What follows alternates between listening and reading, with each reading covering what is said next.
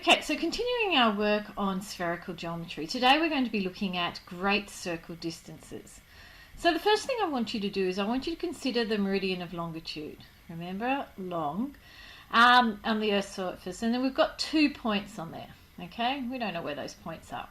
So the angular distance will be the distance between that latitude. So here is the angular distance.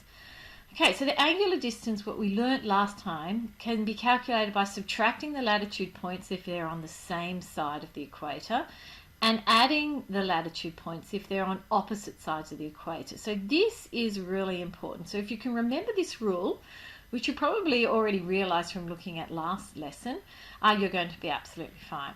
So starting off with, I guess, a tiny bit of revision.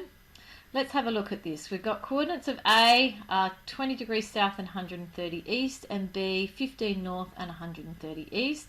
Find the angular distance between them. So you can see this is only going to work if they're on the same longitude. So we've got north and south, so they're on opposite sides of the equator. So if we're looking at angular distance,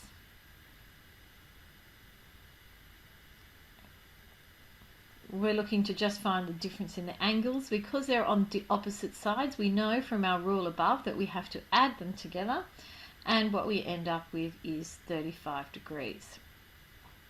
So if we have a look at here, we have two other questions with similar reasonings. You can have a look. They're on the same longitude. So these ones are both north, so if they're on the same side, the rule is that we subtract the distances. So this is 70 minus 30, which is 40 degrees is my angular distance.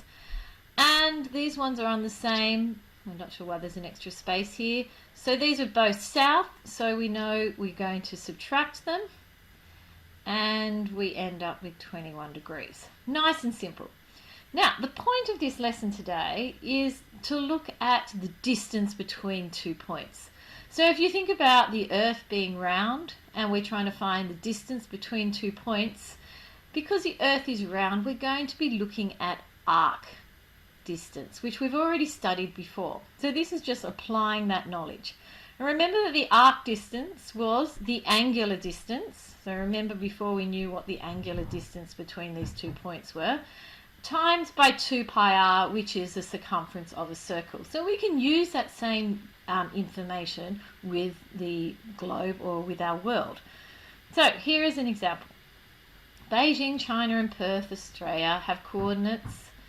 So Beijing, China and Perth, Australia have coordinates of this and this. So this is China and this is Australia.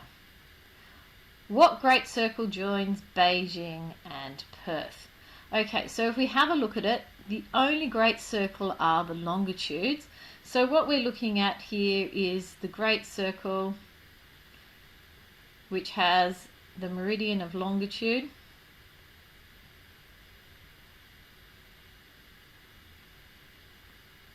of 116 degrees. So that's the first part done. So part B, what is the angular distance between these two cities? So that's A. So B, the angular distance, well, can you see one is north and one is south? So the rule is for the angular distance, we need to add them. So we're looking at 40 degrees and 32. Now it's not actually asking us for the distance, it's asking us for the angular distance. So we just need to work out what the angles are.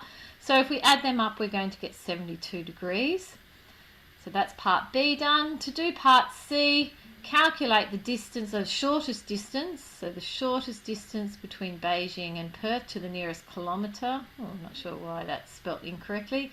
Given that the radius of Earth is 6,400. Now this is key, something that you should be given in the HSC, but if you're not, it's something that I would consider learning, that the radius of the Earth is 6,400 kilometres. So to find the distance, what we're really looking at is arc length. So we know that's theta over 360 times 2 pi r. So theta in this case is 72, because that's the angular distance, times 360, times by 2 by pi, and the radius of Earth, which is 6,400 kilometres approximately. And the answer we get is 8 8,042.4771. Doesn't really say what we're going to round to, but let's round to the nearest whole number. 8,042 kilometres. I should put approximately there. So, nothing very difficult. So we're just applying the knowledge from our first lesson, which is these first two questions, and then adding on one more thing, which is finding arc distance, which is nothing very difficult for us to do, so you should have no problems. But if you do, you know where to find me.